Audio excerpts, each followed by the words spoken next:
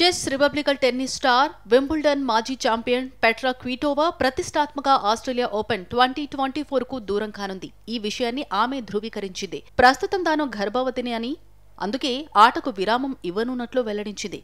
కొత్త సంవత్సర సందర్భంగా తాను తల్లి కాబోతున్న శుభవార్తను సోషల్ మీడియా వేదికగా అభిమానులతో పంచుకుంది. సోనోగ్రామ్ ఫోటోను చూపిస్తూ భర్త జిరీ వనెక్తో కలిసి ఉన్న దృశ్యాలను ఈ సందర్భంగా క్విటోవా షేర్ చేసింది.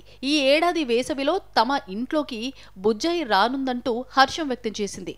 జీవితంలోని కొత్త దశను పూర్తిగా ఆస్వాదించడానికే కొంతకాలం ఆటకు దూరంగా ఉండాలనే నిర్ణయం తీసుకున్నట్లు తెలిపింది. 33 ఏళ్ల పెట్రా క్విటోవా 2 సార్లు వింబుల్డన్ విజేతగా నిలిచింది. 2011లో మారియా పరషోవాను ఓడించి 2014లో ఉజేని బౌచర్డ్ను మట్టి కరిపించి టైటిల్ సాధించింది.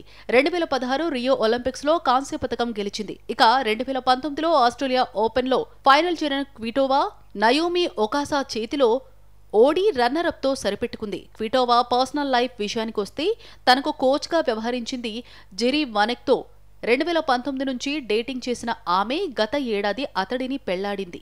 ఈ జంట త్వరలోనే బిడ్డకు జన్మనివ్వబోతున్నారు. కాగా జనవరి 14, 28 వరకు ఆస్ట్రేలియా ఓపెన్ నిర్వహణకు స్కెడ్యూల్ ఖరారైంది.